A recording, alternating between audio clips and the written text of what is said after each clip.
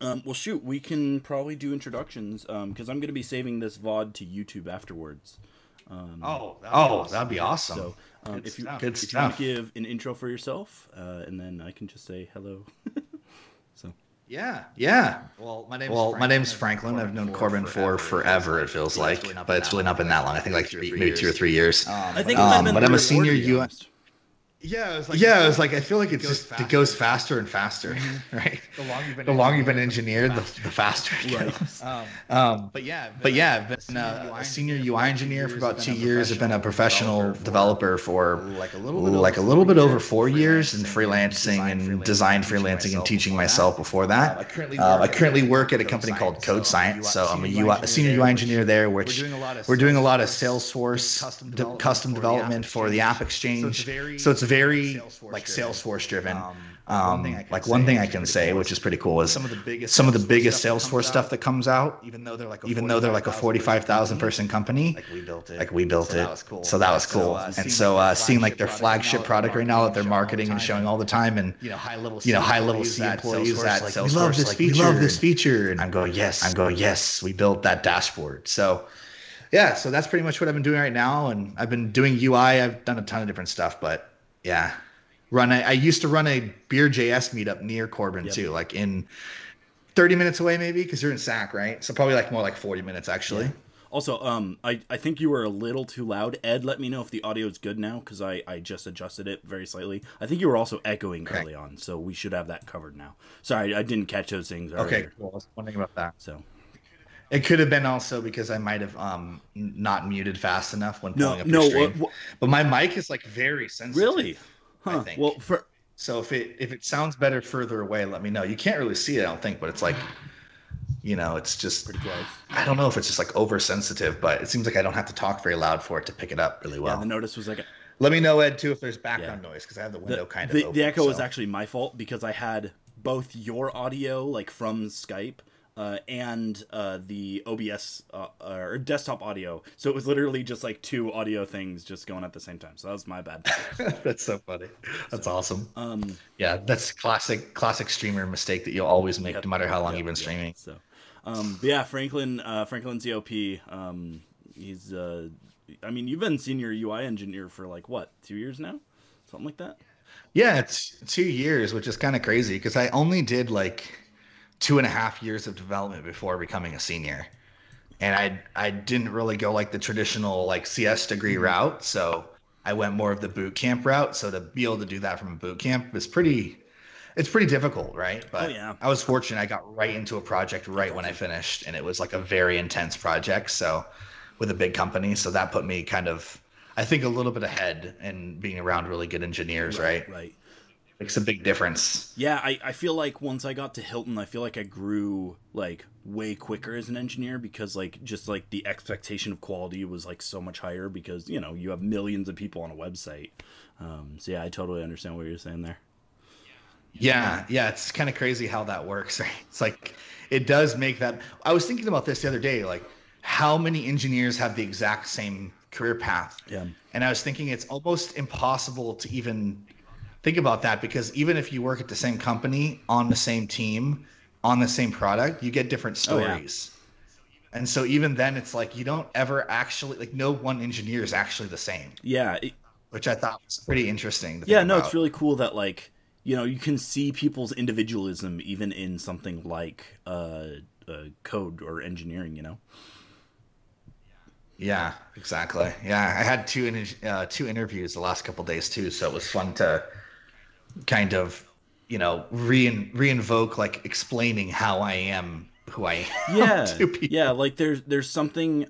I always find that like to get a good sense of someone's engineering skill, you also have to get a good sense of like maybe not their social skills because I know some people that are a bit like less socially there, but like you have to be polite and you have to be able to like be kind and empathetic with other people to be able to do certain types of engineering.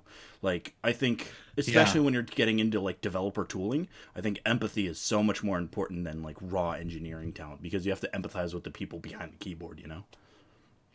Yeah, especially with like dev evangelist roles as well as I think like leadership roles explicitly too, because leadership is one of those things like I don't know if you've experienced this, and most people might not admit it, but yeah, that's something that sucks is being a junior or mid or even a senior and working with bad leadership engineers that aren't very communicative. They don't really provide like an open door to communicate and Yeah. collaborate. And even as a senior, it's still awesome to collaborate with other seniors. And so, yeah, so it's interesting how like empathy and the ability to communicate and socialize when you move into like a lead Right. role affects your team if you're not that Right. way. And then if you're a dev evangelist, it's like you better be because That's your job. you're talking to people all the time. Yeah. It's your Also, job. what's up, Pierre? Yeah. I totally agree. Empathy and Hey, communication. Pierre. Or sorry, not Jahir. Pierre. My brain did a brain fire. I was talking to Jahir right before the live stream, so he was asking some questions about awesome. React stuff. So, Oh, that's awesome. yeah, no, I totally agree. I think that like a team can go from good to great when it comes to stuff like that. Mufasa, thank you so much for the follow. Actually, yeah, thank you for Mufasa? the follow before the like that stream, name. and welcome. So yeah, so I know that as far as I know, you're good until 5, so we got roughly an hour. Yeah, I mean, we might be able to go over that too. The reason I was like running a couple minutes late is my wife, daughter, and 6-month-old son were leaving to go get both their haircuts. Oh, okay. And so apparently they're going to be gone longer. So I was like, all right, I got an even more time, you know? Very nice. Yeah, it's always nice to like Yeah. get those spare moments away, you know. So Oh, totally. Yeah. Especially like when you've done engineering all day for your regular job and then you get off and go straight to family time. Sometimes you just have an itch to kind of take a deep breath and do something else Yeah. development wise before you go straight out into family life. But yeah, it's awesome. well, yeah, so we'll be taking a look at the GitShark code base. If there's literally anything that you like, even if you're like, hey, dude, you're doing this wrong, you're stupid. Like, I love feedback, and also feel free to like guide the conversation whichever direction you want to take it. And chat, feel free to jump in as well. I'm going to be streaming a little bit longer, even after Franklin's out. So we'll have a good time. Sure that. I might even be lurking. I'll right. probably be lurking after that Very too. cool. But yeah, I think it would be good. I think something to. So I guess maybe the reason why I should let chat kind of know, like the reason why I reached out to you and wanted to hang out with you and talk more, because that always gives like a little bit of a backdrop before we go into Right. the code base.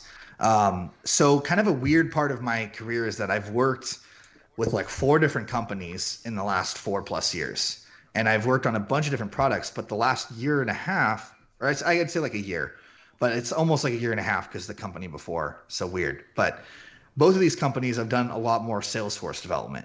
And so for those of you that don't know what Salesforce is, I'm not going to go into it. It's just a very big company, probably up there with any FANG company. I think they're about 55 billion in Very assets. huge, yeah. They're huge worldwide as well, not just like, in the US. And so with Salesforce development, it's completely out of my realm. I've moved out of React, out of React, Angular, or Vue, and moved into like web components. And with Lightning Web Components, it's been basically a year outside of React, right? And so I've done some stuff for fun and some like random classes and tried to keep up to date with obviously Twitter. But it's just kind of like now I'm moving back into that realm where I'm going to be doing either React or Vue again. And so getting up to speed on stuff, it's like, what's better than talking with somebody collaborating, looking at something they've been working on where they're utilizing maybe newer features. And then again, one of the roles that I got an offer for yesterday, sent me an offer letter, is also React Native. So it looks like I'll get to do more React Native than I'm used to. So yeah, so I was like, I have to reach out to Corbin because I know he's been working on GitShark for forever. Well, not that long. No, it's been like a year I mean, now. he put a lot of effort. Yeah, a year. Like that's a lot of investment and really exciting stuff. And I respect you as an engineer in terms of your design decisions and the way that you think about things and go through things in a detail-oriented way. And so, it's like one thing to just look at source code online or look up some tutorials and kind of get up to speed. It's another to look at somebody's project they've invested a year into, right? Especially since like, if you're just looking at GitShark's code base and you don't have the context behind some of those decisions, it can be easy to be like, oh, well, like why did you do this? And there are things in this code base that I would not do, you know, in different circumstances, or, you know, that I could be doing better. So like sometimes just having that perspective of like, oh, if I were to do this differently, XYZW. So. Yeah, that's a good question. You know, that's always something that I'm finding out more and more about engineering, is that there's no like one way to do something, because there's so many different, depending on the business logic and like what your goal is, it changes everything. It could literally change, obviously it can change the technology you're even using in a stack. So I think that, you know, with that being said, it's, you know, I figured it'd be a nice light way where I couldn't roast you or anything like that. You know, but I could ask you questions, and I figured it'd be awesome since you already stream it a lot. You know, you might have new viewers who are interested in the code base and want some questions answered too. For sure. So I figure I can give like a super high level overview and like kind of get as much covered as I can, and then once we do that, we can kind of like dive into more specific stuff and like really like get through the nitty gritty, you know. Bob Ross, what's up? That's what I'm talking about. All right. Hey Bob. So happy little accident. yes, happy little accident. Yes, we do have a guest stream, and don't tell anyone this, but Ed's gonna be on later too. So Franklin's here for about an hour or so, and then later on, Ed and I will be on stream talking about some decisions we're making with GitShark. So, dude, what an awesome stream! All right, launch it. Give me the whole spiel. Right. So this is our app.tsx files. As you can tell, even without zooming in, we got the providers of doom. Which isn't, I don't see it as a code smell anymore. Every code base ends up looking like this in some form or another. Some people might say, well, why aren't you using Redux? Well, spoilers, we are. We're also using Redux here. Nice. So like super quickly, we're using TypeORM, which is like a class-based ORM. So, you know, we define the columns for repos and stuff like that.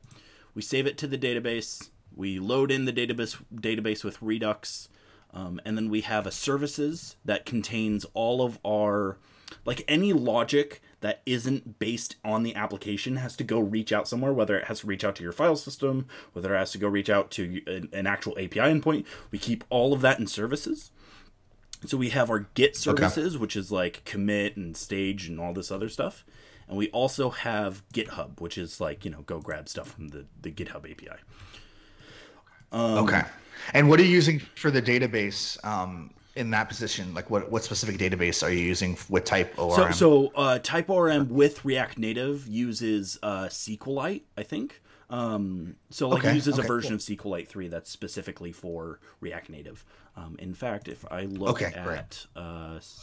I was curious about that, like what you use for that when you said that. So you can see there's type. Usually you'll have like SQL or something like that. This is just React Native. And I want to say... Oh, it's not going to open up. Anyways, but yeah, usually it's like some version of SQLite on device database. SQLite. So. Okay, very cool. Yeah, because everything's on the yep. Yeah, that makes sense. And then we do a pretty decent job of separating out our views from our components. So we have we have 2 files associated with every view, and every view has either local components, so like we have components that are only used in repository list, or we have the global components, which are used by more than one view, which are up here. All of our components have no logic in them. Like, they don't make service calls, they don't make API calls, they don't do any of that. Furthermore, we also have .ui files. These .ui files are the UI files for the whole screen, and they also don't contain any logic outside of styling, right? I see. So you kind of have it broken down into, really, even though it's 2 directories of components and your actual views, your views contain custom components per the view, and then an actual component that just renders everything that's built into that particular view without much logic there. So this is the repository. That's a great way to structure it, actually. And one of the advantages is that we can have storybooks for our actual entire app screens, right? Because none of this, like looking at the repo UI component, right? We pass in the find repos and the delete, all these functions, right? But the actual logic is like, here's some views, divs, whatever you call them, right? And then the repository list is as simple as, here's all the functions you need, right? Here's the component. We pass in everything. And then in our storybook, because we do use storybooks for some of our visual like regression testing and stuff like that. That's really good. Yeah, that's good that you guys are using that. It's actually good for business logic as well. Totally. Just to be able to communicate. Yeah. And then here, you know, instead of passing in actual functions, they don't do anything, right? We have a storybook provider, which is just like as simple as all of our context providers that we need, right? So nothing too fancy there. And then our storybook is a little weird. So React Native storybooks usually it runs on like mobile devices, right? But I didn't want that because I wanted Ed to be able to see the storybook and like just send him a URL without having to be like, oh, you know. Yeah, in the browser, right? So what we're doing is we're using Webpack to alias all of these packages to mock versions of them, or like, so you can see that React Native is just alias to React Native Web, right? Smart move. So not everything is compatible. Like React Native at Reanimated, we had to do like some hacky workarounds to like pretend like it exists because React Native Reanimated doesn't support web.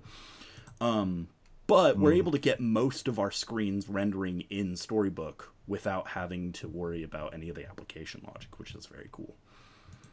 That's very cool, yeah, because I've only ever used Storybook and web, so to see kind of how you Jimmy rigged it to work with React Native is sweet. This is one hell of a file, though. Like, look at how many aliasing. Yeah, I was going to say a lot of...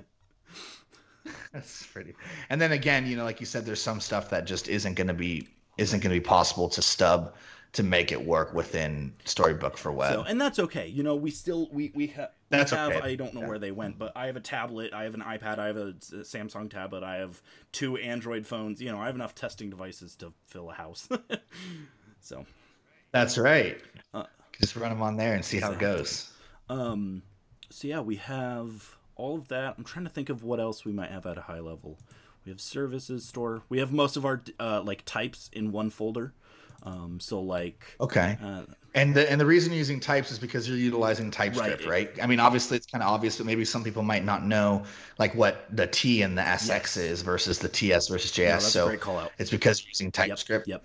And one of the biggest reasons we're using TypeScript is just because it kind of stops me from making errors that I might make otherwise. You know, like I'm trying to think of an example, but like view, right? It'll tell me like, hey, if I'm trying to type in accessible props, it'll tell me exactly what there is available, you know, instead of like having to hunt down the documentation or something. It's great for developer experience, is from what I understand from any TypeScript usage that I've used so far, is that yes, there is some preventative measures. Obviously, it's a superscript. It's going to compile through a compiler to JS anyways. It's really for the developer experience. And it seems like it's really good for working with APIs. So maybe we can come back and talk about that. Like when utilizing the GitHub API or some of that, how TypeScript has helped you be able to work with it maybe a little bit more natively than even the documentation would provide. And then one of the nice things about TypeScript in particular that we're using pretty extensively is, I don't know if you've heard of this, but the paths option in the tsconfig file. Yes, actually, you just told me about that last night, and I implemented that in a standard web React Native, or not React Native, but a standard web React TypeScript project. Yeah, I'm not using everything quite in there because it's a little bit different of an application. I don't have like services or a store yet or anything, but just having types and hooks and components and views and everything, constants and utils and assets be rendered in that way is super cool. It's been really nice. Actually, I'm going to run Storybook in the background so I can show something in a bit. Yeah, I'd love to see that. So how does this work then? Maybe you could kind of explain this a little bit, because this is pretty cool. So like, let's take an example of like at types, right? I'm only going to use at types because I know that there are imports directly to there. That's not what I wanted. What do you mean? Hang on. It's like, what are you talking about? I've never been imported in my wait life. a minute. WebStorm, you're lying. Don't lie to me. Don't lie to me, WebStorm. You lie to me. Oh, we should go back to VS That's Code. What it is. It's single quote. I forgot my own code. I forgot my own code syntax. Prettier styling. You know, it's funny. I honestly do not care anymore about like stuff. Like you could put any ESLint file in here, and I'd be like, sure, that's good. I don't care. I mean, honestly, it's all about consistency, right? It's pointless to argue about semantics like that. So yeah, style semantics are not worth arguing. So something like this, where I have import remote branch from types. So this aliases to source/types, which you can see in here, right? So I could also do types / I think it's store type. Whoa, hang on. Store types. It's running the Don't do that yet. So you could also do / store types, and that's because I have this asterisk here, and this asterisk says whatever like comes after @store allows, or sorry, this asterisk here is anything after @types allows you to do types / that path, but you can also just do @types, right? So that's why you have both. So you have the flexibility over whichever one you want to do. Yep. I like that. And then @types aliases to this index.ts file. So very similarly to how you would usually alias to an index file in, say, Node resolutions, right? Yeah. And then this index.ts file exports everything from all these. I always use named exports. I don't think we have a single... we have 3 export defaults, and it's only because they're in typing files. We literally don't use default exporting anywhere in this code base, just for consistency. Oh, okay. That's awesome. And how do you feel about that? Do you feel like it's just easier? It's easier, right? Well, so there's... Just to get used to not using them? There's a few advantages to using named exports everywhere, right? So first of all, I get to use export star, right? I don't have to sit here and do export... default as blah blah, you know, every single time every single time too. So that's one advantage. The other advantage is that named exports actually have slightly better tree shaking. And I was gonna say, I was wondering if tree shaking was a problem there, but very minor though. Depends on it's actually very, very dependent on which bundler you use, so on and so forth. And granted, in this project, it doesn't really matter. We're bundling everything, right? What are you using to bundle? Which, real quickly before you go into depth, what are you using to bundle for this? By the way, we're using a combination. It's kind of built into React Native, so we're using Metro. Okay. Which is like the file. Okay, launcher. Metro. Yeah. So I was wondering because I've only used Expo with Metro before, and so to see React Native without Expo using Metro is sweet. Yeah. So, and actually, I need to revert this file change because I was trying to do some weird hacky stuff that I didn't end up working. So I got to revert some of this. What else? So, and the last thing is that it's nicer for like stack traces, in my opinion. Like, I always feel like it gives me a better name. I don't know. Maybe that's just like psychosemantic and I'm just remembering wrong or something. So, like, if at some point, you know, when you've really got what you want, something that would be polished would maybe go back through and actually modify things to named exports, possibly. Well, everything is. Or how do you? Like everything is named exports right now. And I'm gonna, continue with that stuff. But yeah, I've had code bases where I've gone back to. So you don't have to deal with default. Right. I see. So everything's named, but you just don't have to deal with default at all. Yeah. Which is the most, I would think that would be the most effective and efficient. Yeah, that's just personal preference, though. I don't think, if someone was using a default export and the team hadn't already agreed on a standard, I would never, like, go out of my way to be like, no, we should, so. You would just follow suit, I think most people would, too, and they might not even know this is an option, so it's good to see. There's one more huge thing that I forgot to mention. We have ton, and I mean like 3,000 or 4,000 lines of code of native code. Interesting. The reason for that, it is React Native. Right. So I was curious about that a little bit. The reason we're using native code is because we kept running out of memory when we weren't using native code. So here's the way we were doing things originally. Let's look at like an example of clone repo in pure JavaScript, right? Ignore these two. Yeah.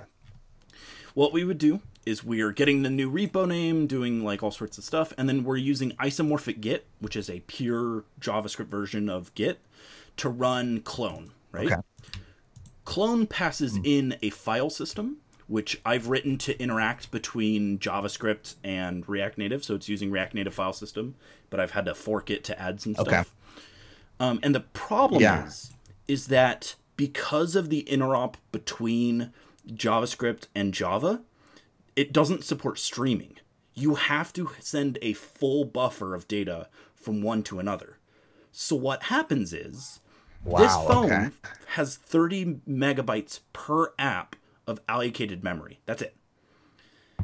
What happens when you Okay. clone a repo that's 140 megabytes? Yeah, what do you do in that Right. case? I see. So the answer is you stream your file system API. Well, I can't Yeah. stream my file system API unless we use native code. So that's why you see, I see. the equals Android, right? So it does very similar. It has an event listener so that it can have an on progress function call back and forth, right? And then we call native git or native modules.get module.clone. And that calls out to, oh, come on, Android Studio. That calls out to this git package, git module, right? Git module calls out to the git clone class. Sorry, totally spaced on the word there. And then the class can do things like, so we're using some utilities to store the GitHub token, right? Once you log in, we're using OAuth and returning a token. We can actually token based on, which is best for mobile. Yeah, because you don't want to sit there and type in an access token manually and like it's just a nightmare, right? Yeah, sessions. So and stuff. that's why we not worth. Yeah, that's why we went with OAuth. We think it's a much better user experience. Okay. That's awesome. But you're able to access the GitHub token on either JavaScript or Java, which is super sweet. So we're grabbing that token, we're adding the auth provider, so OAuth basic, and then we're calling the clone command. And then once that's done, it'll call back to here. The event listener, so we have an on progress change, right? That sits here and says on every change. Throttle it so it's not sending literally thousands and thousands every millisecond, which would be bad for performance. Yeah. But then send an emit of a module of clone progress. Listen for that on the UI. And then once you're done, done. Right? Yeah. So that's how we do. That's cool. And so did you have to write that native code in Java as well? That's pretty interesting. And that's why it's taken so long, is because we had to first figure out how to do that, and then so lifetime files, lifetime file lines of code change is something like 81,000 in GitShark.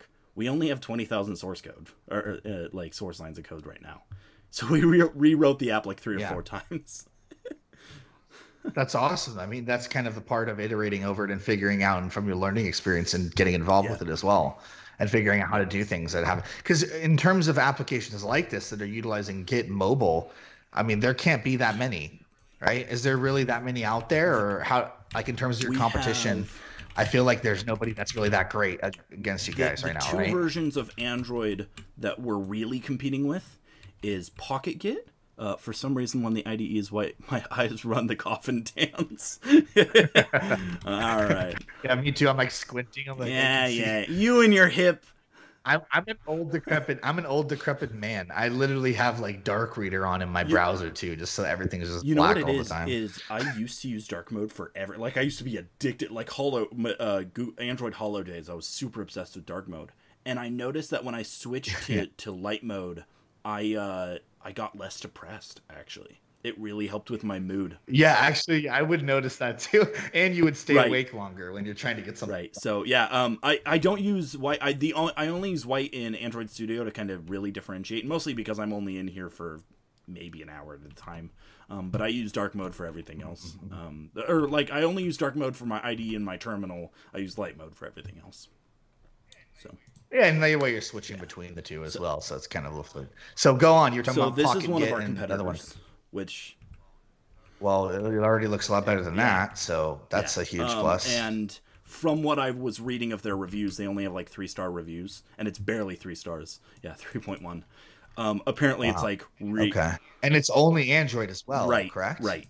And then there's also mgit. Mgit is actually super stable from my experience. The reviews say otherwise, but I don't agree with them. I've used it a fair bit. But it looked... I mean, shout out to Ed. It's still your branding and design looks so much better than both of these. And that's the thing, right? Is that like, why does our apps have to look like, like why do they have to look so bad? Well, that's the thing is they don't. But the problem is that a lot of people don't emphasize this is the thing that's I actually said this in the interview that I had today. I said that, what's sad is when you have a really complicated, extremely well designed architecture in a back end and everything working for a product that is all there, and then a really shitty UI that makes all that work look like it wasn't done that good. And so UI is actually responsible. I almost think UI is really responsible for the backend work. If it doesn't display it in a good and beautiful way, then it almost, is kind of just shitting on the hard work that's been done on the backend. So good UI experiences, it might be shallow, but I mean, it might be a little shallow, but I think when it comes to users, people, especially the average person, they'll use something that has a good user experience that's not even necessarily the best product over something that might be better, that's ugly, that's better. Point in case would be like Robinhood. Yeah. Like very, very beautiful UI and design, very luring, very enticing. Like, oh, this is super nice. And so you might use that over some other tool that might have a better logic or opinion on things, Well, and I think that it's not just user interface, it's also user experience, right? So I failed to remember the name, so I won't bring it up, but the app on iOS, super feature rich. It's like a full IDE and Git. It's like 18 things in one. But Jesus Christ, I tried using the app for like 20 minutes, and I was like, there are 18 menus. This is a gorgeous looking app, but I literally couldn't figure out what to do. Oh, literally what one of our friends said, Robinhood. Yeah. The other thing about UX is that so we're currently with GitShark, we're rewriting almost all of the UI, not rewriting, but enhancing it to be accessible.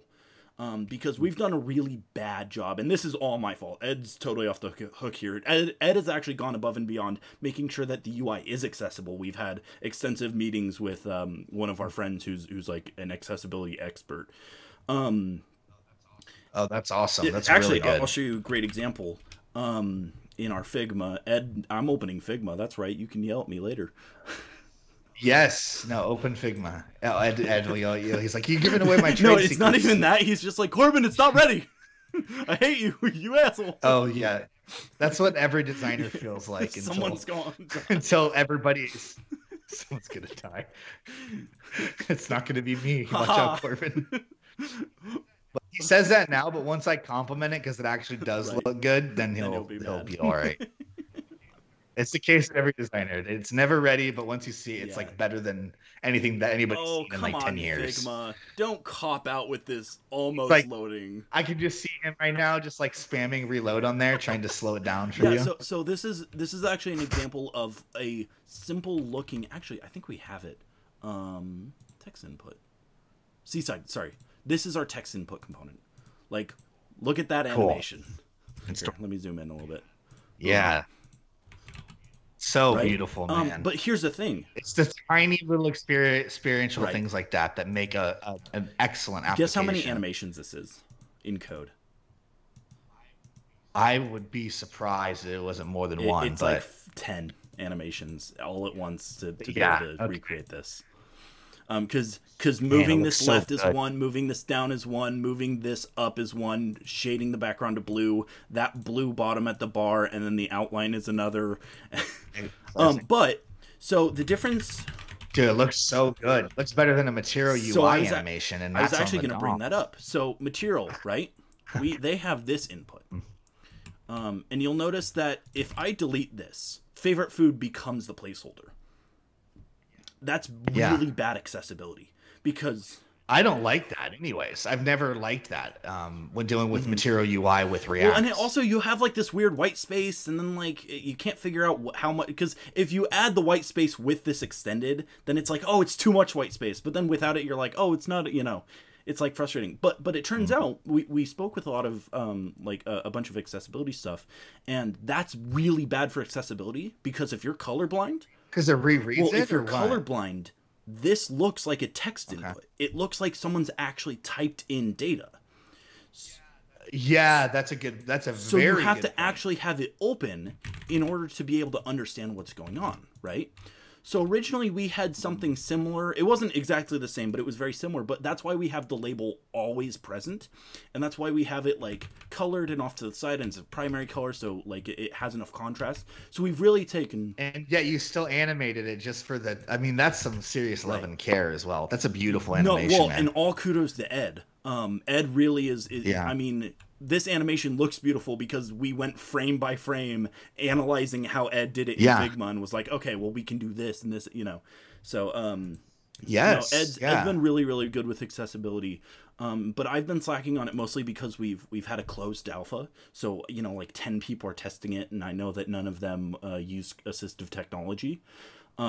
But right now we're refactoring like all the code base to be as accessible as possible. We're literally preventing ourselves from releasing until we have that done. That is, I mean, I have so much respect for that because there's so many people who skip that. It's so important. And it's, you know, it's super important. And people really, I mean, people really underestimate the importance of accessibility. But to have, you know, a designer who wants to work with that with you and through those streams and be willing to do it, you to be willing to develop it and write the code for it, and to have an expert in the industry on that topic to weigh things against and, you know, get feedback on is really, really rare. I mean, when you look at that, right, and I think about the Android Material UI versus that animation, that differentiates what the common eye would say, oh, I've seen that before, to I've never seen that before. And I think that those are the types of things that are also impressive for a product, is like the amount of intricate detail that went into just that input does prevail. Like it has influence, both for accessibility and for, you know, uniqueness. Right. Yeah, no, I've so super cool. No. I knew. I was like, wait a second here. Oh, Ed, you glorious bastard. He does this all the time. No. Let's see here. That's actually so funny. Actually, one of the things we just redid recently is so my personal, as a developer, goal with GitShark is I've spent so much time on it now, and I have kind of freedom to where I want to be able to say that I'm proud of the code of GitShark without there being any asterisks, right? And a few months ago, one of the really big asterisks was, well, there was two of them. One of them was that it was unstable as heck. But then the second one was your error handle. My app just crashed. It didn't tell you what the problem was. It was just done, gone, obliterated. That's so many applications, bro. And I'll tell you, you know what's worse? You know what's worse? Wells Fargo. Oh, really? We're talking big. We're talking big. I LinkedIn post and actually tagged some specific senior Wells Fargo engineers about it, because I'm like, this is ridiculous.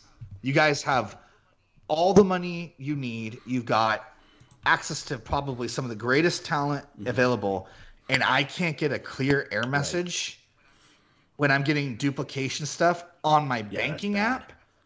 That's a bad place to be. So yeah, absolutely. That's a big problem with a lot of applications. So what I ended up doing was on the code side of things. We're using, have you heard of Redux Toolkit by any chance? I actually have heard of it, but I haven't used it with React so it's Native, relatively new. I think they came out with it last year, maybe 2 years ago at most. It was like brand new when we decided to use it, because I was like, sweet, let's go. That's exciting. Right. Let's do it. We're using Redux anyways. This is how you define like a slice, right? So we have async actions, and these async actions are literally promises, right? Once these promises are done, they get sent to reducers, and you can see when they are fulfilled, meaning they succeed, or when they rejected.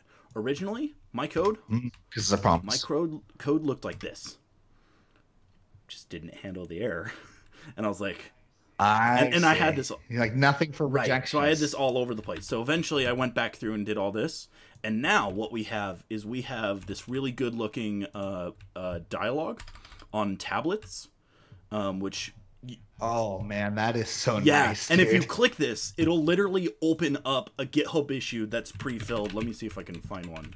Are you freaking because we have your OAuth, right? And what we're probably gonna you're already set to go. We're still figuring out what we're gonna do if we don't have your OAuth. And I think the idea is that we're gonna probably end up taking a screenshot of your screen and like saving it and then set. But yeah, this bug report was actually filed from the app, complete with stack trace and error message and everything. Everything you need to actually put in a good, well thought out issue anyways. So directly from it. That is brilliant, man. Actually, here's the really cool part. So this bug issue template, right? If I click new issue on GitHub, you'll notice that our bug report is exactly the same, right? So what we do is, you see these braces?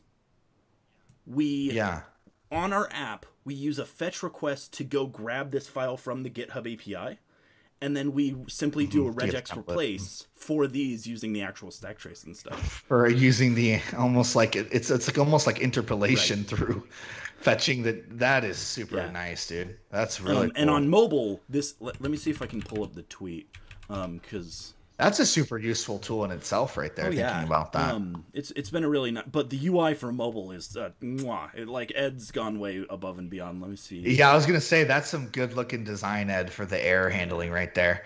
Like, because that's something too, right? When you get an error, if it's a nice looking error, it just softens your heart just a little bit. This is the animation for mobile, where we have like. Okay. Like it's like a bottom sheet where you can swipe up, where there's a little button and everything like fades in and out. It's. You know what I like to call this, Corbin?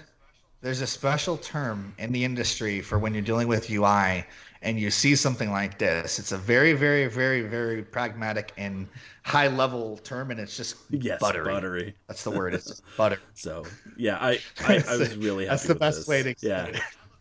That looks incredible. The fate of the view full log as you're coming up too. So, and it's like we didn't need to display the whole error to the user early on, right? So it makes sense that it's kind of hidden behind that button there.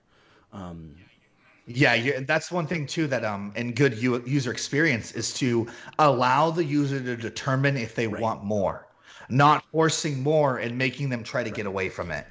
Right. So this is a really, really thought out experience as well. Dude, that looks so good. The branding on that. I mean, it's so in line with GitShark. It's very well done. And then like I said, we can look at our whole screen. So this is what the repo list looks like on a tablet, right? So like we have our little menu, a repo history. So like right now we don't have any commits in here. I'm gonna be using this basically. Is what's gonna happen. I'm gonna literally be totally. I'm gonna be merging a pull request. Heck yeah, man! Doing it from my iPad while I'm watching a show or something. On my lunch break. Yeah. And then this animation I really liked as well, of like the two these guys like expanding out. I thought that was really neat.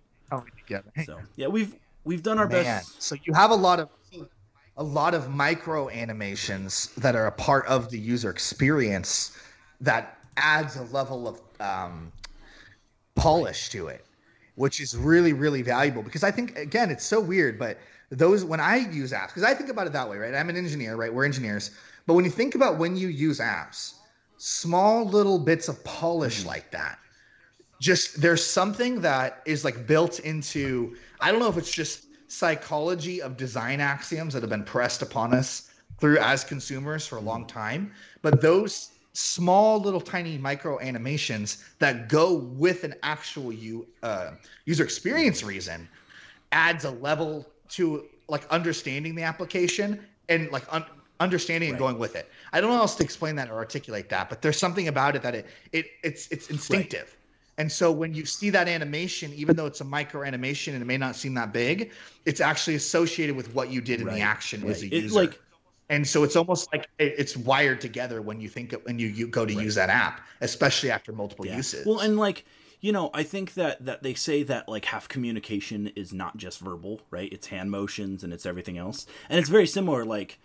Yeah, they have a better marriage if you just use emojis, and they're not wrong sometimes. Like some days I just use emojis, and just like that was a really, really easy day, you know? And it's funny how that's the thing. We tend to over communicate, over pollinate things with like even the error message, right? Showing the whole thing and making them trying to escape out of it. And they're like, I can't get out of here. Or they don't understand how, versus, no, here's what it is, but here's how you can see more.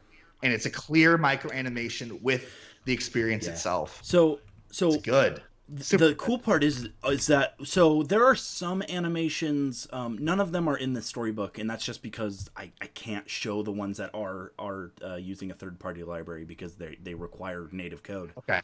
And that's because you're using React Native. Right. You're using React Native, a specific third-party tool for animation for that. For those part of the screens, yes. But part of the screen. So like let's take this more info, I mean, it's still pretty impressive being able to put that much into Yeah. Storybook through React Native. So like, I don't think I've ever yeah. seen So that's the so. part is that I was really excited about is that like Expo allows you to be able to do this where like your whole app is like a storybook basically, and you only need a URL, right? But React Native, you don't have that so much anymore, right? And that's only because we split up our files and used the UI methodology and passed in all of our logic. So originally we had one thing, and if we were to just have all of our logic in here, right? Like the problem is that we wouldn't be able to do that storybook anymore because then it would throw errors like, oh, well, you need to provide a store. Oh, you need to do this, so on and so forth. It's the reality of like displaying the component in a way in which you want to model that component in a business logic without having all the consequences of having to actually have it be working, which is what the job of the real component that's situated for it to work with the real store. That's awesome. Yeah, that's really, it makes a lot of sense. Let's take a look at component details. Let's do like dual author. So this is the component that handles going from this to this. It's not the component that does the shrinking. It's just this little part right here, right? These two. So what we have here is we have some native type, some animated. This is all built into React Native, right? So import animated. Okay, there's the animated. Yep. And then we have a constant for the animation duration, which we can change. I kind of want to make it so that like we'll have to extend this logic in the future, because what we want to do is we want to have like a single context that provides the timing for everything. That'd be cool. But then we have the bottom image left, right? So we're tracking the left and the top position for both of these. So right now the left is set. We can look at the actual HTML. Which is funny to say, considering in React Native it's not in the DOM. So you can see that we have the parent container, which is this, right? And this is set to position relative. And then we have position absolute for each of these images. Right? Individual and images. You can see the left is set to offset to the side for that one. And the left here is not set at all. And then the top is being set. And then when we expand them, the left is being set here, right?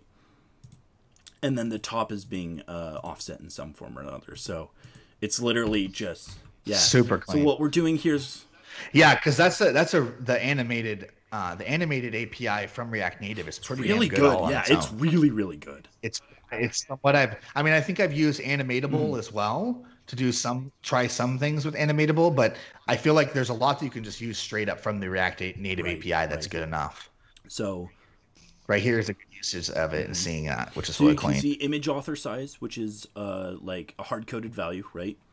And then we do some pre-definitions of the image container width. So like plus spacing, we want the container to be 56, right? And then we have the top left collapse state. And then we do the bottom image collapse. So we do the name height. So like, just calculating based off of like padding. Calculations using memo as well. And then finally here, we have animated.timing. And it listens for when these change. And it will it'll move the left, like, how CSS transition has the, like, auto sliding. It'll do the same thing of moving left and right. And it'll use animated.view to apply those. So the left and the top. Okay. And that's it. That's how you do an animation. And so you have one user, and this maybe brings up a good question as well, is that you only have one use effect hook in here that's handling all, despite animated using is the API, you only have one use effect that handles the animated.timing that works with the animated.apply. Yep. So, and that's it. Everything else is either a use memo to do the actual sizing, or it's a use state or something along those lines. So. Yeah, so your standard, like hooks that wouldn't have much logic other than state management, or in case you use memo, obviously a little bit more. But yeah, that's super clean, man. Only one use effect hook in there as well. So like 200 some odd lines. How do you feel like hooks are implementing in your code base right now? Because obviously, this is so I want you to maybe go off for a little bit for anybody who's listening, at least for me, is specifically one thing that being out of React for a while is I've utilized basic hooks, but I have not created very advanced hooks to replace things that obviously in the class I've done.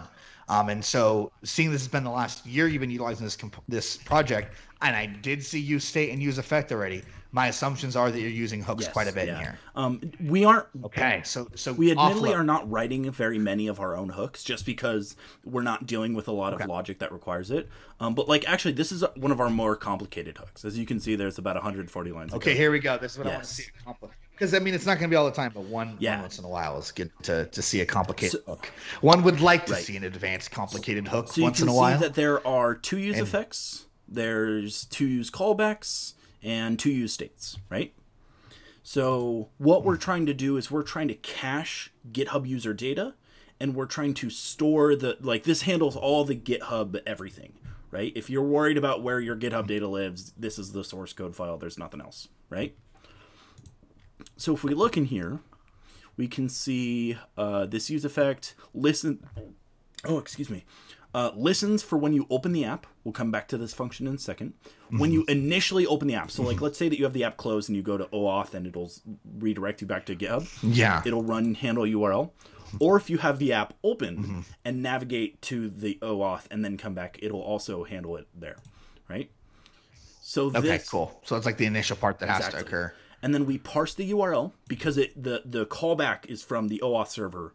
And the OAuth server includes query commands, and one of them is access token. So we're checking if there's a query.access token, right? Then we're using the secure keystore, not just storing it in your device data, because then you can get easily hacked. This is like using This is using secure keystore, and it's literally you are unable to access this data if it's on any other device or if your app is locked. That's how secure this like specific is. That's cool. And that's called, what is that? React Native Secure Keystore? So it uses native implementations for iOS and Android. Each one has their own specific API. Oh, that's great. Okay, and you wrote for each. Okay, very cool. And then we're saving the key store, right? We're saying const token, right? And then since we're just getting the token, we can go get the current user. So we were talking about APIs, right?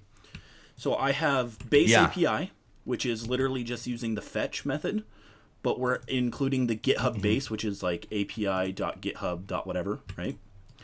And then we're including the authorization token if we need it, the accept header, and then you'll also notice that we're doing this weird omit JSON promise T. Basically what that's saying is that this object, which I literally just copied and pasted from Postman, right? Yeah. Also, boo-boo, know this. So I've written this code in such a way that showing the source code is not a vulnerability because I am handling things with care. So for example, yes, by seeing the source code, you can know that I need to do this and this to access it. But realistically, your phone is already secure enough to be able to store like tokens for your banking app, right? This is very similar to how your banking app will do it. And realistically, you should never trust your code to keep anything secret, as weird as that sounds. The reason for that is that if you're hard coding anything into your app, and this is what we actually just had to talk about this yesterday, but if you're hard coding any vulnerable data in your app, you can reverse engineer that application and extract that secret. And I've even done that before. Yeah, easily. Yeah. Within the span of 5 minutes, if I like, let's say that instead of access token, I actually put in an access token here, right? You may not know what this string does, but hackers do, and they can get it like that. Super quick. So yeah, no security issue showing the code here. That's awesome. So but yeah, so I literally just went into Postman. So you have basically used that as an to create an interface so now, as well. When I do current user, which is for TypeScript. Yeah. So now if I do current user request, sorry, that's request.json. So now if I do current user, now I can see all of the properties that are on that API that was returned. So the benefit of TypeScript being implemented there with that. So accessing and dealing with an API with TypeScript is really, as I continue to hear from my own experience of doing it, and then from other engineers, is like it really just makes a good developer experience when working with this APIs. And the nice part is that if you're using like GraphQL or Swagger.io or something like that, I think Swagger.io was renamed, but you can literally auto-generate these interfaces. So you can have built-in TypeScript definitions just because. That's so nice. Also, you said it's like keeping a lock on your house. It keeps the honest people out. If someone wants in, they can get in. Yes, but imagine instead of not having a lock on the door, you just keep the door closed. That's what hard coding data is like. If someone wants to get in, they open your door and they're in, you know? And then keeping a lock on the door might be, you know, you're not hard coding data in your code base, but you're including it in your build utils. So let's say you're using process environmental variables, but you're still shipping the code in your app. That would be like keeping a lock, but not a very secure lock because people can pick it and get in. This is more like I have a safe in my room that is bolted to the ground and I'm showing you pictures of the house and you don't even know where the safe is. Someone could totally get in at some point if they really, really, really wanted to, but they'd have to specifically target me and really know what they were doing to get in. So this isn't doing anything to harm me, you know? That's a good analogy. I was thinking about that ad that they keep blasting me, which is like a new special lock you put on the door. So when people kick it, it just doesn't come down. You can't get in, even if you try to break it. Like it's like devil door or something like that. They've been blasting me like nonstop about it. I'm like, man, okay. I'm like, all right, fine, I will. Well, that's a really. I'm like, a door without a lock, that's not so good. A door with a lock is good, but if they know specifically how to pick it, or if they don't, they'll kick it down. And most doors have a window in them. So. Totally boo boo. And yeah, it's secure, but like, you should never ever presume that everything is perfectly secure. I have a very, very secure system. Like my passwords are 100 characters long and stuff. They're super ridiculously overkill. But if someone really wanted to, they could socially engineer me and get my passwords much easier than they could on the technical side of things. So I mean, it's kind of pathetic, but they can social engineer and then set up a backdoor and then, you know, set up keyloggers and then see what you're typing and use that to then extract other data. I mean, hacking is an issue. If it's an issue for lots of major companies with lots of people working on it, then it can be an issue for any individual, which is why there is issues with doxing and those types of things nowadays anyways. And if the internet wants you, they're going to get you, but most of the time we're not that important. So, but in this case, it's application security is on lock. You got to be careful right there. So, so basically all this is doing is once we have the key and we've stored the key for use later, we're saying, okay, go get the user data from GitHub, store the user data in an insecure way, which is fine because, you know, it's just someone's email. It's not that big a deal, you know. And plus, it's the data that GitHub's given. They've already OAuth. They've already said we're okay with getting that data when they authenticated through. The only thing that it doesn't store is it literally stores email, your avatar, and your name. Ooh. It's like barely any of the data they could give you anyways. They could give you and this is not your personal email. This is your email that you use on GitHub to commit. So, you know, it's already public information. That makes sense.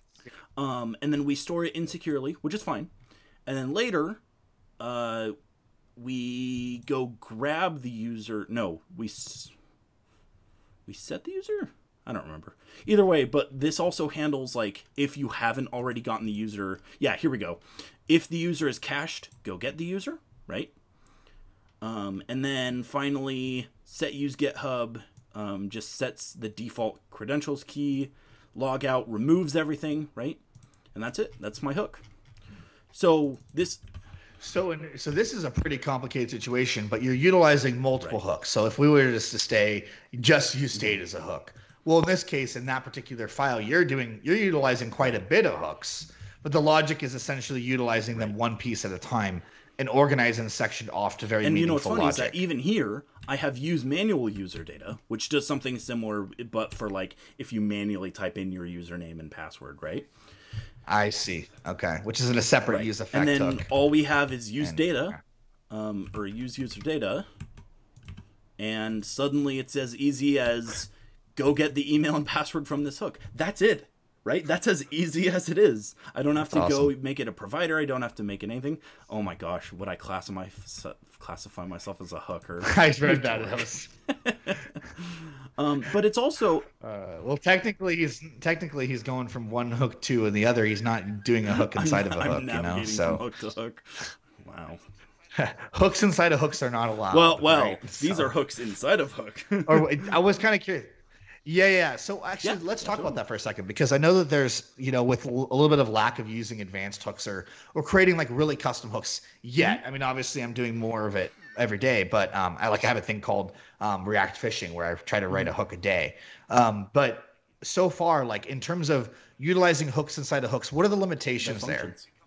Like, have you come across any limitations of like kind of the problem is you shouldn't do that anyways. You should probably separate your hooks and have your logic separated. But is there any situations where you've wanted to write more logic inside of something and found that it would not let you, and you needed to kind of create separate logic? So the only time that is ever going to be a problem is if you need to do an early return, right? But that's hooks rules in general, right? So long as you respect hooks rules, then yeah, you can totally. I mean, this is a great example. This is a hook within a hook within a hook, right? So this is higher ordered hookage. Granted, you're not passing hooks to hooks, so they're not quite as verbose as functions. You may even be able to do that, but I wouldn't trust myself to do it anyways. But yeah, you can definitely have multiple different layers of hooks and utilize them as expected. So and that seems necessary because it's really hooks are the API to, if you'd like, to pretty much completely do away with classes, right? And so they have to do it that way. But there's no situation in which you're inside of a use effect hook where you could utilize another hook. That, no. Correct? And that's and what's the bad practice there? I mean, it sounds like it's pretty obvious, but what's the main reason for preventing it, and why you couldn't do another hook inside of use effect? Hooks are really interesting. I'm actually going to link an article to chat, and then I can send it to you later if you'd like. And I'm also playing devil's advocate. Some people see a lot of hooks like that. They might not understand, like, what the difference is there. And they might be like, oh, I can just use effect. And then they go to write a hook inside of use effect. And they go, but I thought Corbin said I could use hooks inside of hooks. And what you mean by that is really more in the call order of the hooks. Yeah, so it's just about like. So I'm linking an article from Dan Abramov, who is one of the core team members of React. And the article is why do React hooks rely on call order? It explains why this is being done, and more specifically how it impacts as such. But let's take an example like this, right? Super simple. And then we have a react.use effect. I can type. I can just... We will get the effect. There it is. I like how your formatter just brings in the stuff you need for TypeScript cleanly.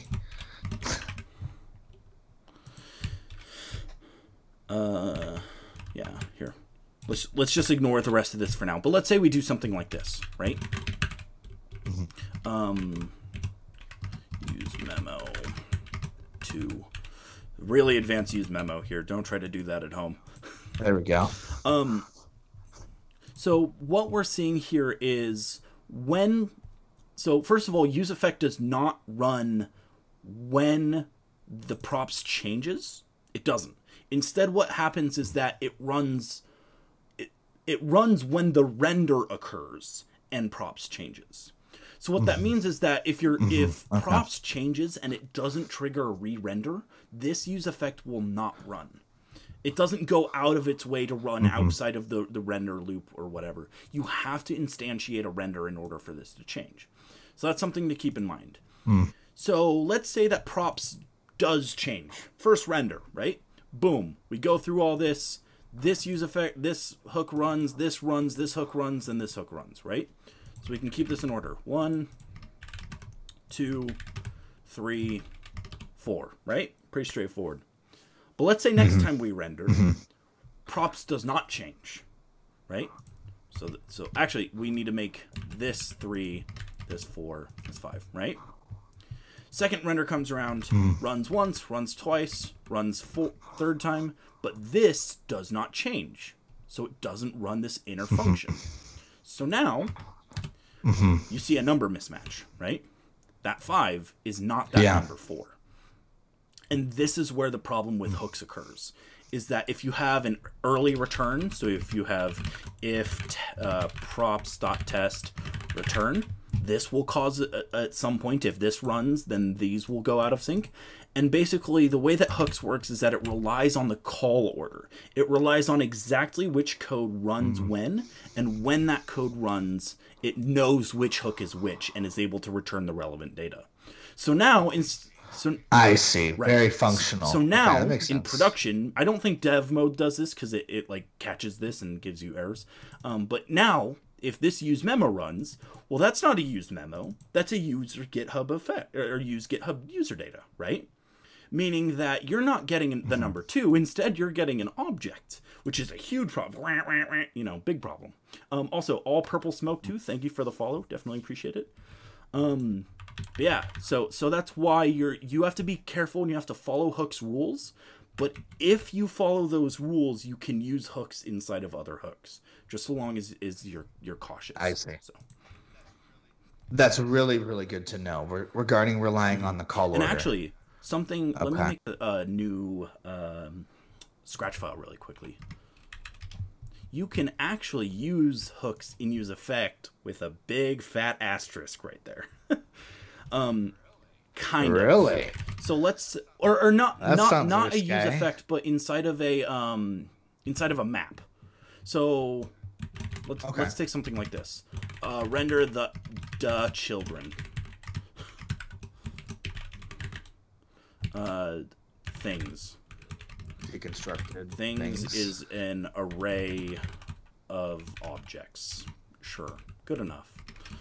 It'll complain at me because it doesn't like me using... Oh, it won't. Okay, cool. So we can do render things, stop map, thing,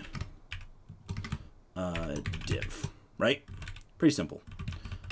Well, the problem is you can do add braces to arrow functions.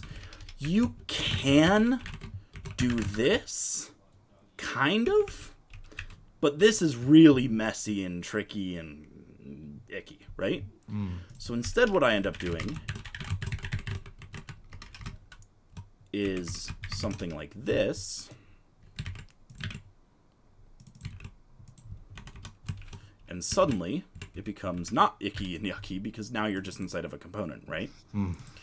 So yeah, I see that. Yeah, sorry, I totally misspoke when I said you can use a hook inside of use effect. I was definitely wrong there. That was just a misspeak. But yeah, inside of maps, usually if you're using hooks or you need to use hooks, you need, excuse me, you need to extract out to using something like this. So okay, very cool. So really, in many ways, it's more functional. Obviously, hooks have been around for a while now. Do you guys have many custom hooks, or do you feel like that, it's pretty lean? We don't. Because I'm seeing your directory, it doesn't seem like there's like a crazy amount of hook files in there. So were there any that you would recommend, are there any that outside of the standard React API that you would almost consistently use across projects? Not across. So I think that everything is contextual, right? So I don't think that there's any one hook library that is like, oh wow, that's so amazing that I need to use, But that said, I also have a different library that does use a lot more hooks. That's not battery's not included. So this is where I've done most of my hooks, just because it was more useful in this specific use case. In that specific context, So most of these are actually accessibility. So you notice that I have something for use popover combo box, use keyboard last, so on and so forth. And these are another great example of this is one hook that uses a combination of 5 or 6 other hooks that are themselves coded for hooks, etc., etc. And this is where things get really, really complicated. We could spend a whole live stream going over this, and we totally can if you want. I'm free tomorrow, and I'm free later on if you want. But this is it's awesome. Did you use your keyboard last listening for key down events and stuff like that? And then we're using that. You've got references. And then we're using that inside of here. So yes, hooks are super, super useful for generalizing and consolidating data and reusing them multiple times. Excuse me. That's good to know too, because I think some people might think, right when I start a new project or I scaffold something from scratch, should I, do I have to worry about hooks too much? And the answer would really be no, until the context applies for it, in which then you might write your custom hook, and that's what your directory for hooks would be for. The one thing that I will say is that while we don't write a lot of our own hooks, look at what I'm using here. 1 custom hook, 2 custom hook, 3, 4, 5, just in like one tiny part of the app, right? And I didn't write. Yeah. I wrote this one, right? But I didn't write any of these. So this is a library, and use translation. This is a library. This is library. And originally, if I were to write this the old-fashioned way using classes, I would have to do with thunk, with navigation, with translation, with selector, commit action, state. This is not pseudocode. This is like as close to real code as I would have to get, because I've seen this before. Wow. Yeah. And you know what? We'll call that base, so we're not getting confused. And you can see that it's even prompting me to import these because these are real things that have to be still shipped. So now instead of, and then we do T state, like, so now we have to look down here, export const commit action equals, boom, there we go. Now we have a class component, right? So this is ridiculous, right? This is scrolling. So it's really just, that's a huge improvement, obviously, and most people know it, but seeing the effect of it in a situation where you might even be utilizing third-party hooks to generate your own custom context of what you're trying to do is still going to be so much cleaner than trying to do it in class components.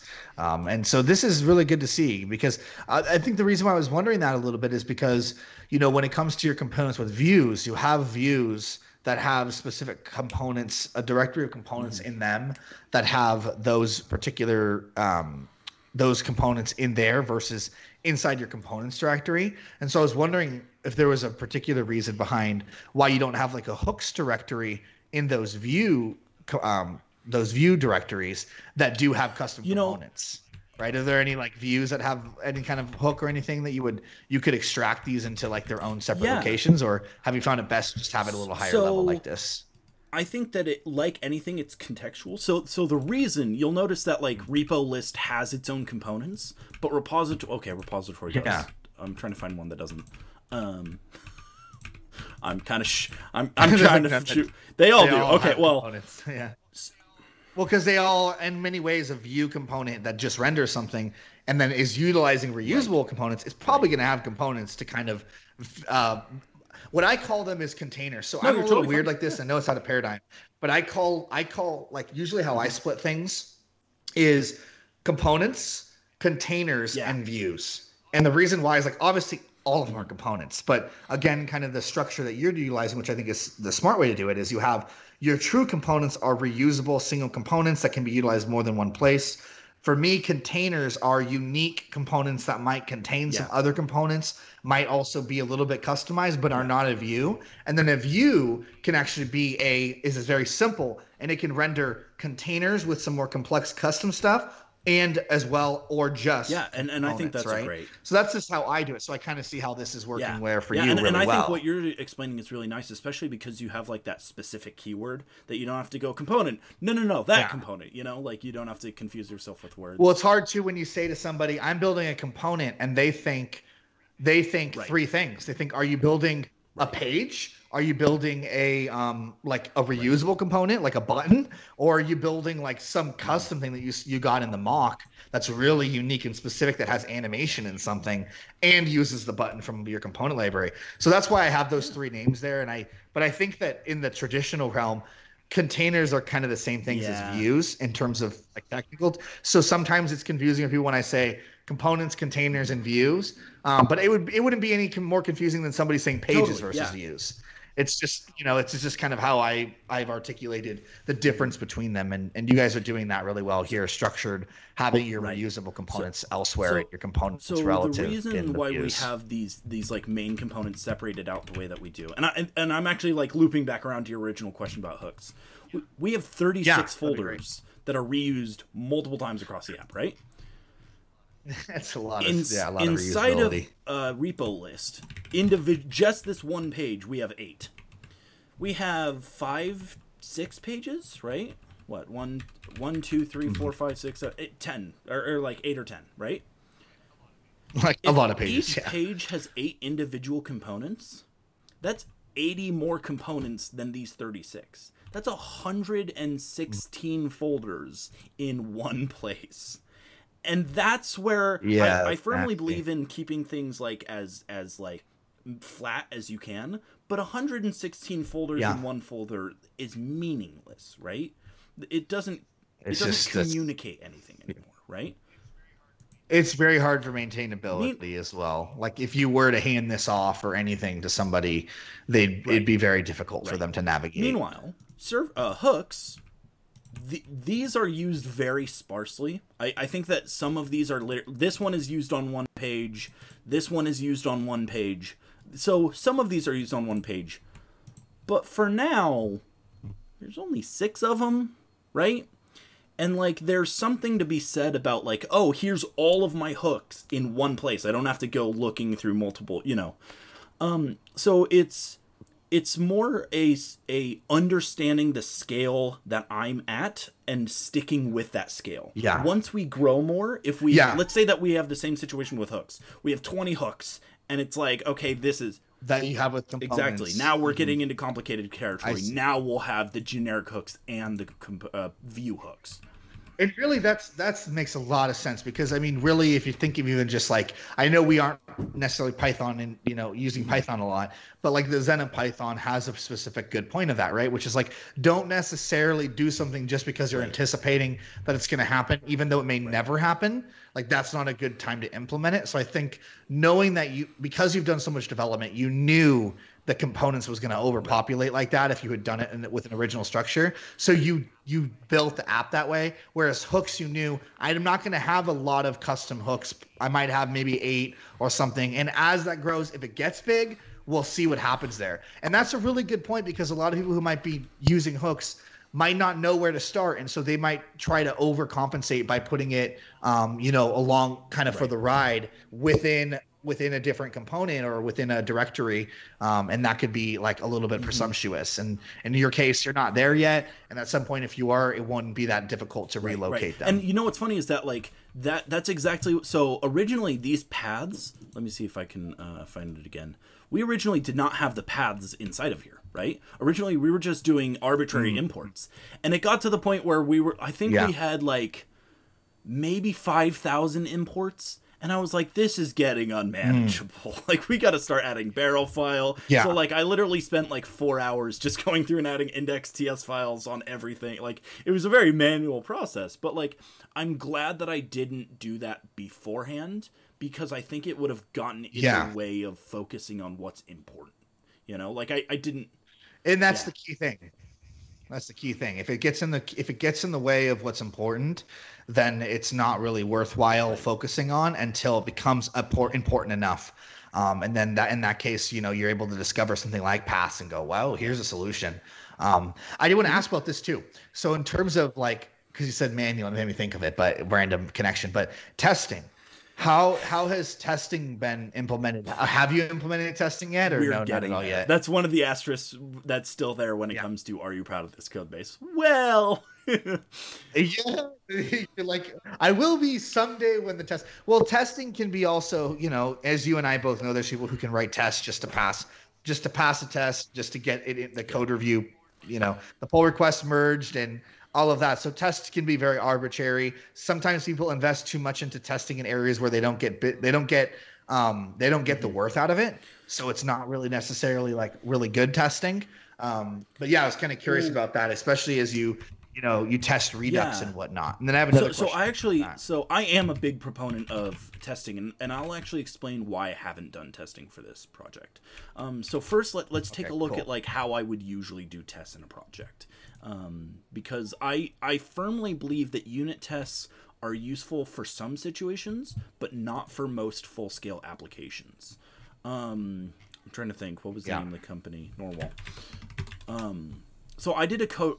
If you also hear a weird sound, it is my French bulldog trying to breathe. I got a vacuum going on in the background. Okay. I was like, she comes out of her little kennel and she just goes. And it's pretty funny, but a lot of people think it's me. I'm like, it's not me, I swear. Well, if it was you, we wouldn't judge anyway. It's all good, man.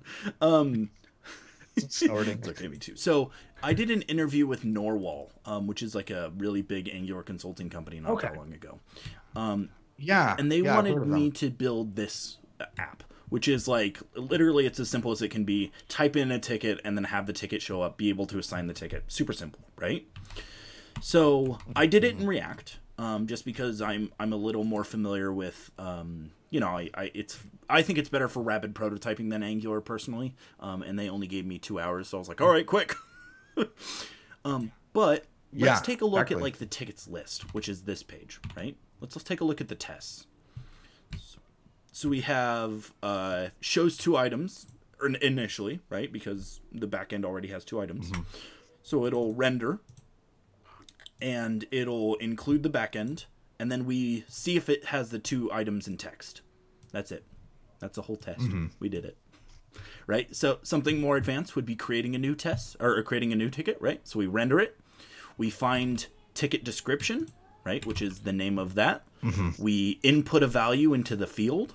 We click add ticket, and then we expect to see it. That's it. I'm not testing any internal values. I'm accessing only things that the user themselves would visually or auditorily, however they're using the app, they would see, right? And I'm not doing, I'm not mocking anything. The only thing I'm mocking here is on search is just because they wanted me to test if I could memoize the filter. So I was like, look, I can prove that I am. But yeah, so the way that I do testing is that I do very user-based testing. I try to make sure that all of my tests look like a list of user actions. Go find a text box. Okay, go make a change on the text box. Expect to see text. Pretty straightforward, right? And my problem is that the use case of testing this is that I'm not only testing the UI, I'm testing the logic of the UI. And I'm doing that from the user perspective because, frankly, the user does not care what your variable names are called. They don't care how you structure your data. They just don't care, right? It's not, they don't care at all. And because of that, testing to see if your data is doing a certain thing doesn't make any sense unless if it impacts the user. So I try to do integration tests, which are usually enough because I don't need to spin up a whole server. I can test. I don't do shallow rendering. Shallow rendering is awful for doing this because you want to test everything all at once and make sure that it's running as expected. Here's the problem. If I test GitShark right now and I don't use end-to-end testing, I'm doing a shallow render. I'm not testing the Android native code. I'm not testing the iOS native code. I'm basically just testing my React code. And I'll be honest. Which is almost a false positive, right? My React code really isn't that complicated. Can you? I will get there for some of the components, like can you type, so on and so forth, like the text inputs, the stuff that we're reusing over and over and over again. But for the pages, I really need to be doing end-to-end testing, right? Because I need to be able to test that native code and make sure that integration between the two works, and I need to, so on and so forth. So because of that, I think that end-to-end testing is the way to go. And for me personally, at my stage, I'm not able to do as good of end-to-end testing before I have an app that's ready for it, right? Yeah, which makes sense. I mean, it's kind of like handing it off to QA, right? Except for you don't have anybody to hand it off to except for yourself later. So that's why, hey, Corbin, why is it taking you so long? I'm getting there. So, yeah. That's awesome. Well, that's a great answer. And I think it's a fair answer, especially considering, that you're building, as much as you're building, it could almost get in the way as well. And when you do decide to go back and write specific, tests that are more useful, right? Which would be often as a company, most of the time they value end-to-end testing more than anything else anyways.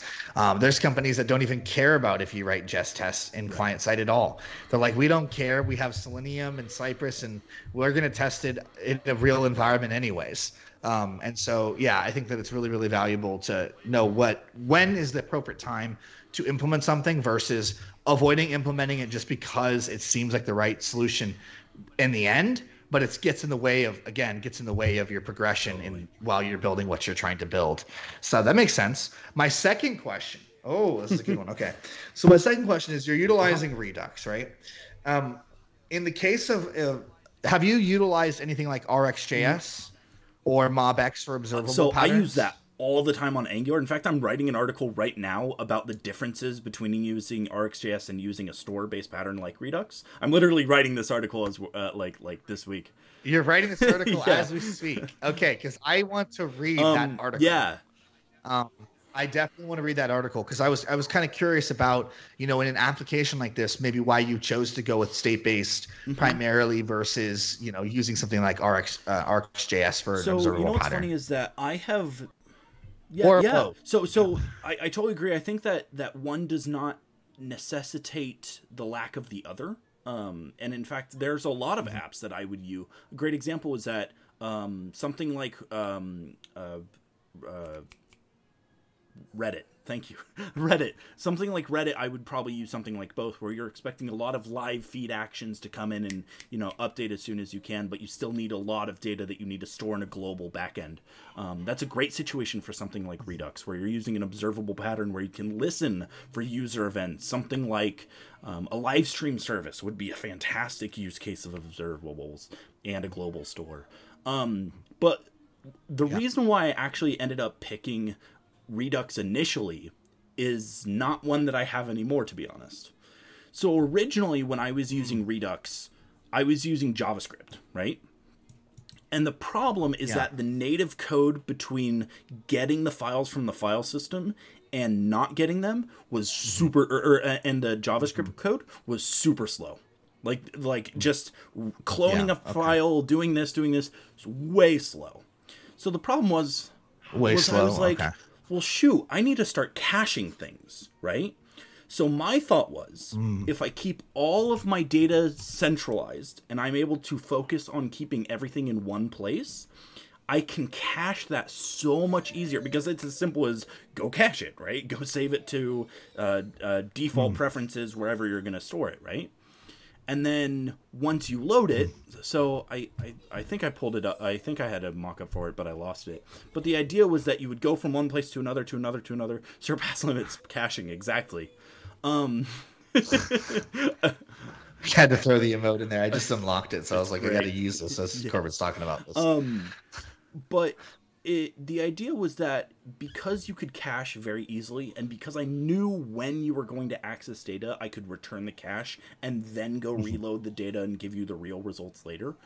That was my initial thought for Redux. Now, I don't... said, I don't want to rip out Redux now. Because... Yeah, it's kind of like when you have Redux being so central to the application, you don't necessarily need to rip out Redux for a lot of parts of the application. If anything, you would bring in observable pattern where it would benefit the application the most, right? But yeah, I just don't happen to need that live user interaction as much because our app is much more file system based, right? You access a route, go grab stuff from the file system, you're done. And because of that, it's not like a GitHub chat application, So we may end up using RxJS in the future. I really, really like RxJS, to be honest. But the funny thing is that usually when people ask, oh, should I use RxJS or NGRX? You know what they really end up doing?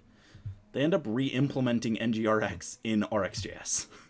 They just re-implement a global store using Redux, and then it's just a non-standard, hard-to-debug, frustrating mess. And they're like, why didn't we just use Redux, which has a developer tool and this, and like, Which especially, I mean, the developer tool Oh, makes it's so all the nice. difference when debugging. Yeah. I'll tell you that. Yeah. That's for sure. So yeah, that Okay. in fact, my work literally just did that. They were like, well, we don't need a global store, so we'll use RxJS. Well, they ended up re-implementing a global store using RxJS, and now I was wondering because that's a current company that one of the companies that's possibly going to give me an offer. I already got an offer for one, so this wouldn't be applicable to it. But they're utilizing Vue and RxJS, and then Vuetify, and then some custom stuff. So I was thinking about it, and I was looking into observables, and because I had only done stuff with MobX like a ways away. You know, it's always been Redux or Context API, or it's a simple app.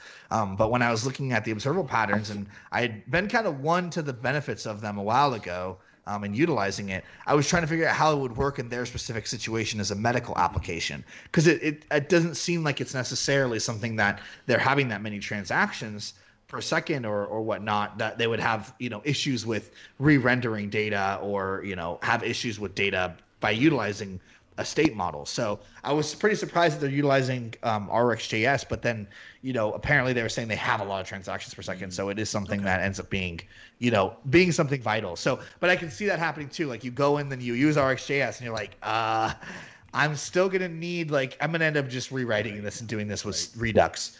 But the thing is that both can work together in the same application. And this is something that I'm finding more and more interesting, is it's like a lot of times we're trying to shove one solution as something instead of utilizing two solutions, one for what's best and one for what's best for something else, and then figuring out a really clean way to like have that work together.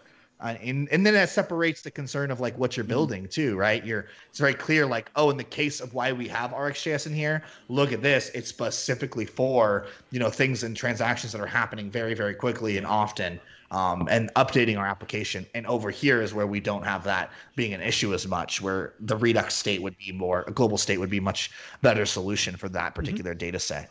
So that's awesome. Yeah. I'm glad I asked that as well, because I was kind of curious about that. Because I wouldn't imagine there'd be that many transactions, but I was kind of curious, being, the debate between, well, is it the file? Did you have any issues with performance that weren't just because it's a file-based system, but just because of interacting with Git constantly?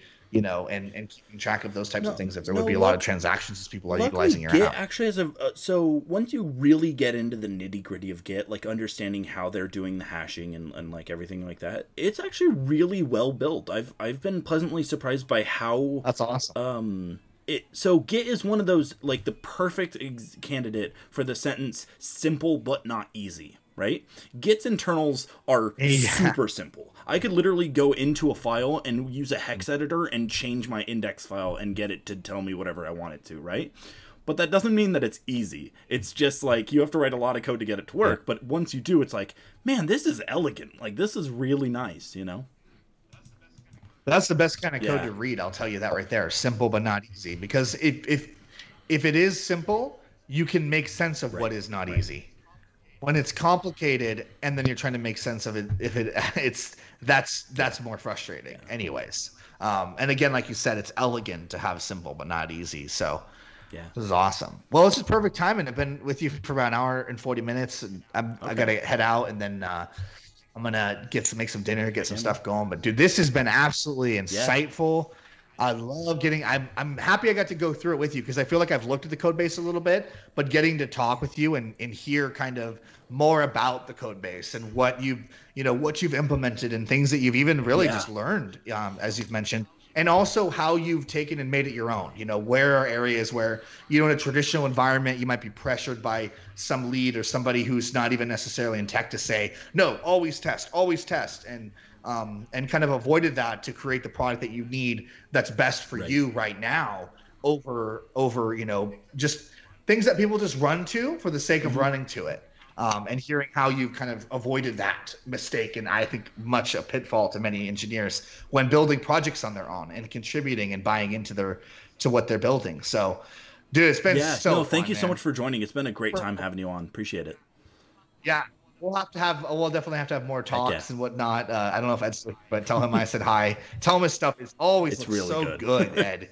it looks good. And the combination, to see the combination coming together and then see the competitors, dude, like I'll be utilizing your app. How much you guys gonna charge for it? You guys charging like $10? Like, so what are you guys Android, thinking? we're probably thinking for like an open beta, probably $2 or $3, and then maybe closer to 4 or 5 for like the full release, and then that's on Android. On iOS, we're probably going to charge closer to 8, and the reason why we're doing that is because our competitors are $16.